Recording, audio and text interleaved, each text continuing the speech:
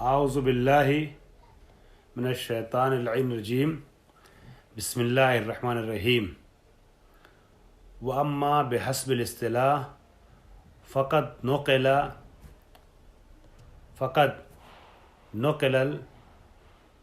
الاتفاق على انه حقیقۃ فی القول المخصوص الی آخرہ۔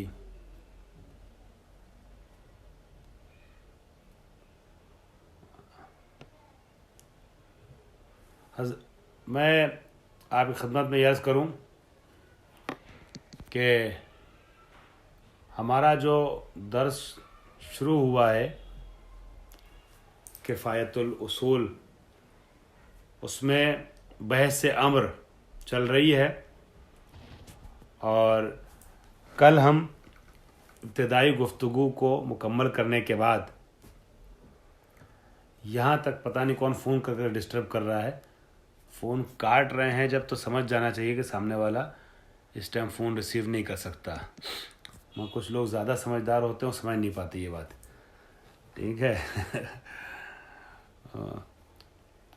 تو اب ہماری گفتگو امر کے لغوی معنی سے ہوتے ہوئے اصطلاح تک پہنچی تھی، اور کل یہاں پہ بات آ کے رکی تھی کہ اصطلاح کے اعتبار سے اگر دیکھا جائے تو ایک اتفاق نقل کیا گیا ہے، یعنی بتایا گیا ہے کہ تقریباً علماء اصول کا اتفاق ہے اس بات کے اوپر کہ امر جو ہے وہ دلالت کرتا ہے قول مخصوص کے اوپر، حقیقت اسی میں ہے۔ قول مخصوص یعنی صیغہ افعل، ہاں، اور باقی چیزوں میں اس کا استعمال مجاز ہے۔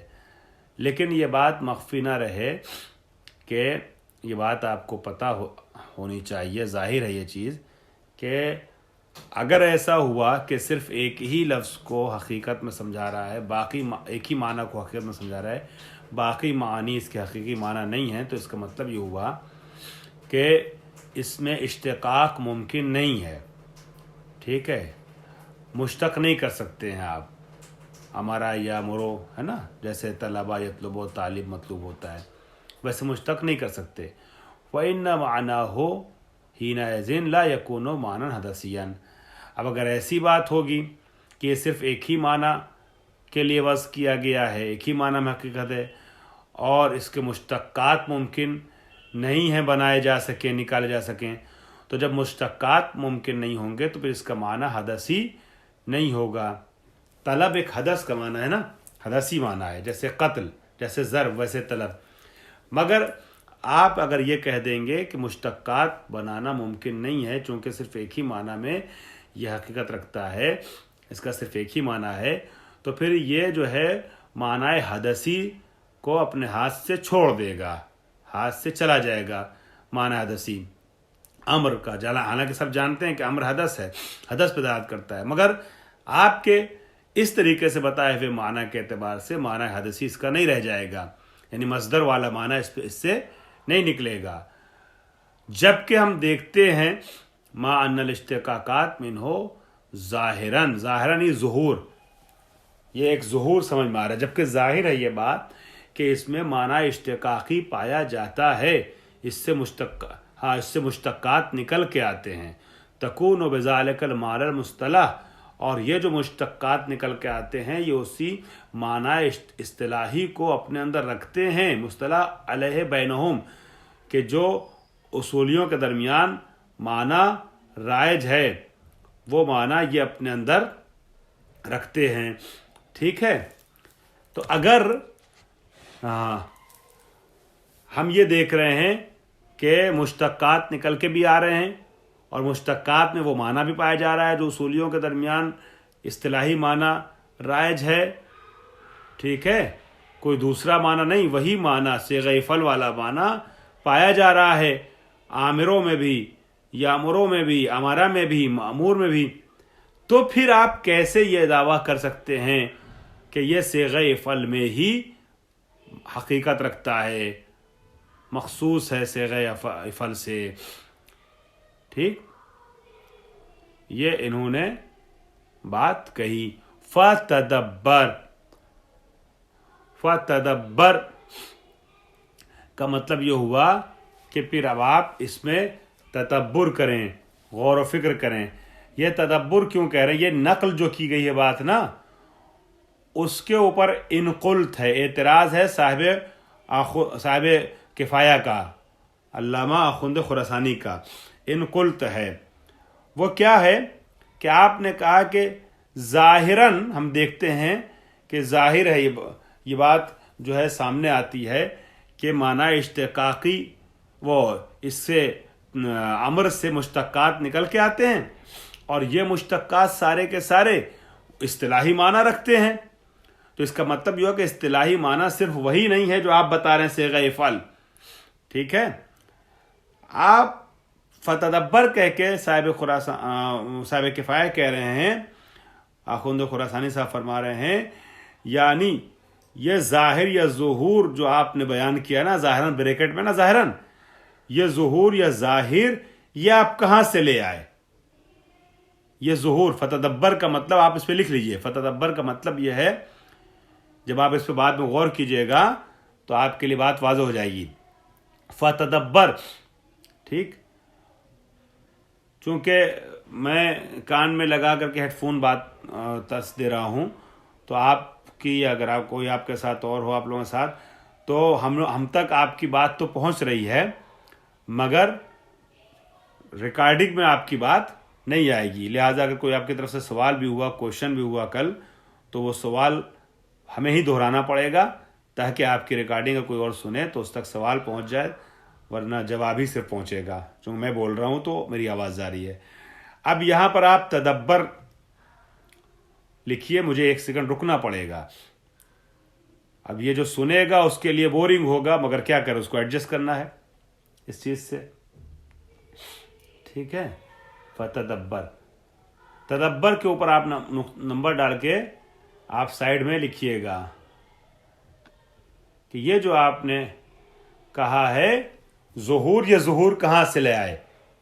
میں یہ کہنا چاہ رہا ہوں آخوند خراسانی کہ لغوی یعنی یہ اشتقاقات جو ہے صرف معنی اصطلاحی پر منحصر نہیں ہے. تدبر پہ آپ نمبر ڈالا، نمبر ڈال کے لکھیے سائڈ میں کہ یہ اشتقاقات جو ہیں وہ صرف معنی اصطلاحی پر منحصر نہیں ہے، بلکہ معنی لغوی اور عرفی بھی ملحوظ رکھتے ہوئے اشتقاقات ممکن ہیں.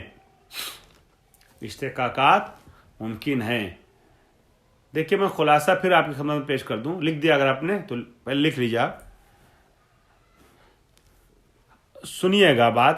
انہوں نے کیا فرمایا؟ انہوں نے فرمایا کہ اصطلاحی طور پہ جو معنی بیان کیا جاتا ہے وہ یہ ہے کہ لفظ امر حقیقت رکھتا ہے صیغہ مخصوص میں، افعل میں، باقی میں مجاز ہے.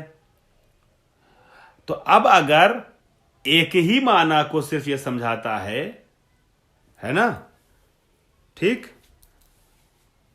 تو پھر اس سے مشتق نہیں کیا جا سکتا، یہ جامد لفظ ہو جائے گا. جیسے مثلا اسد صرف ایک ہی شیر کو سمجھا رہا ہے معنی کو، حیوان درندہ کو، اب اس سے یاسود و ماسود نہیں نکالتے آپ. ٹھیک ہے، ایک ہی معنی میں حقیقت رکھتا ہے. اب اگر انسان نے شجاع کا استعمال کیا تو مجازی ہے. تو یہ کہہ رہے ہیں کہ لفظ امر حقیقت رکھتا ہے صرف ایک معنی میں صیغہ افعل میں. تو اب اگر ایسا ہے تو پھر اس کے مشتقات نہیں بن پائیں گے. ٹھیک ہے، حالانکہ ہم دیکھتے ہیں مشتقات نکل کے آتے ہیں، عامر، معمور، یامرو، امرا، ہے نا، یہ سب نکل کے آتا ہے. اور مشتقات میں معنی کون سا پایا جاتا ہے؟ مشتقات میں وہی معنی پایا جاتا ہے جو اصطلاحی معنی ہے. ہاں، تو اس کا مطلب میں کہنا یہ چاہ رہا ہوں کہ یہ جو کہا گیا ہے یہ نقل، یہ اس میں سوال ہے، انقلت ہے کہ یہ صرف اور صرف صیغہ مخصوص کے لیے حقیقت رکھتا ہے لفظ امر، جبکہ ہم دیکھتے ہیں کہ مشتقات اور بھی ہیں. ٹھیک ہے، اور اسی معنی میں ہیں. یہاں جو فتدبر کہا ہے وہ یہ کہہ رہے ہیں صاحب کفایہ کہ فتدبر ہم اس لیے کہہ رہے ہیں، اس کا مطلب یہ ہوا کہ مشتقات ہیں. ٹھیک، ہم مانتے مشتقات ہیں، مگر آپ یہ کیسے کہہ سکتے ہیں کہ یہ مشتقات وہی معنی رکھتے ہیں کہ جو معنی اصطلاحی ان لوگوں نے بتایا ہے؟ یہ جو طلب کا معنی نکل کر کے آ رہا ہے، معنی اصطلاحی سے نکل کر کے آ رہا ہے، وہ معنی لغوی معنی سے بھی نکل کے آ سکتا ہے، وہ معنی اس سے عرفی معنی سے بھی نکل کر کے آ جاتا ہے. یعنی لفظ کا، توجہ رکھیے گا، لفظ کا مشتق ہونا صرف اصطلاحی معنی کے اوپر منحصر نہیں ہے. ہو سکتا ہے اصطلاحی اعتبار سے اس کا صرف ایک ہی معنی ہو، ٹھیک ہے، لیکن یہ جو مشتق ہو رہا ہے یہ اصطلاحی معنی کو اپنے اندر رکھتے ہوئے نہیں مشتق ہو رہا ہے، بلکہ یہ لغوی اور عرفی معنی رکھتے ہوئے مشتق ہو رہا ہو. چونکہ لغت میں بھی تو ابھی آپ نے پڑھا ہے، لغت میں اس کے کیا معنی ہیں؟ امر کے، طلب کے ہیں، ہے نا؟ تو اگر یہ طلبا، یطلبو، مطلوب، طالب کا معنی دے رہا ہے، امرا، یامرو، مامور وغیرہ، تو وہ لغوی معنی سے اس نے یہ لیا ہوگا. یہ ہے اس کا جواب. ایک لفظ رہ گیا تھا، میں نے آپ سے عرض کیا تھا کہ پیش کروں گا. دیکھیں، ایسے دیکھا جائے تو صاحب کفایہ کی یہ عبارت ہے، ہر لفظ جو ہے وہ وضاحت چاہتا ہے، لیکن ہر لفظ پہ اگر رکا جائے گا تو پھر عبارت بالکل آگے نہیں بڑھ پائے گی. تو بہت سے الفاظ کو یہ سوچتے ہوئے ہم کو آگے بڑھنا ہے کہ انشاءاللہ ترجمے سے بات سمجھ میں آ گئی، یہ مفہوم ہے، سمجھ میں آ گئی، قابل فہم ہے، لہٰذا وضاحت نہیں. لیکن کچھ لفظ ایسے ہوتے ہیں جہاں پہ رک کر کے دوبارہ تبارہ بیان کرنا پڑتا ہے، اس کی وضاحت کرنی پڑتی ہے. انہی الفاظ میں سے ایک لفظ ففہم ہے. میں نے آج کے پیراگراف کا ایک ایک لفظ کا تفصیل سے ترجمہ نہیں کیا، وضاحت نہیں کی، مگر تدبر کو واضح کیا. کیوں؟ اس لیے کہ فتدبر کو وضاحت کی ضرورت تھی. اسی طریقے سے گزشتہ درس میں ایک پیراگراف آیا تھا وَلَا يَخْفَى عَنَّا سے، وَلَا يَخْفَى عَنَّا، تو وہاں پر آیا تھا ایک جملہ ففہم، ایک کلمہ، ایک لفظ انہوں نے استعمال کیا، ففہم. ہاں، ففہم. تو اب یہ ففہم میں واضح نہیں کر پایا تھا، وقت ختم ہو گیا تھا. ایک منٹ ٹھہریے گا، میں ذرا سا ایک سیکنڈ آپ کو روک رہا ہوں، ٹھیک ہے؟ تو ففہم میں نے عرض کیا تھا کل واضح کروں گا. اس ففہم پہ آپ نمبر ڈال کر لکھ لیجئے. ففہم کا مطلب یہ ہے کہ، سائڈ میں لکھیے، ففہم کا مطلب یہ ہے کہ جئتک لامرن میں، جئتک لامرن میں لغرض کہہ سکتے ہیں، لغرض کہہ سکتے ہیں.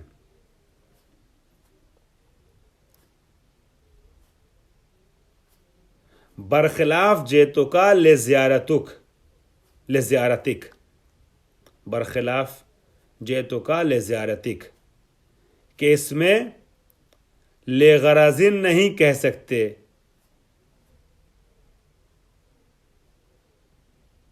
پس معلوم ہوا کہ لغرض کے ہی معنی میں، پس معلوم ہوا کہ لغرض کے ہی ہم معنی استعمال ہوا ہے لامرن، لغرض کے ہی ہم معنی استعمال ہوا ہے لامرن، حالانکہ لزیارت کا مصداق ہے غرض کا، نہ ہم معنی، مصداق ہے غرض کا نہ ہم معنی. اور اس کے پہلے یہ مثال لکھ لیجئے گا جس مثال پہ گفتگو رہی، جاء زید لامر کذا، وہ جو جاء زید الامر کذا لکھا تھا نا آپ کی کتاب میں، ہماری کتاب میں، مگر میں نے کہا تھا نا یہ الامر نہیں بن پا رہا ہے، تو ہم نے غور کیا، دیکھا، مطالعہ، مراجعہ کیا دوسری کتاب، دوسرے نسخوں کی طرف، تو جاء زید لامر کذا ہے.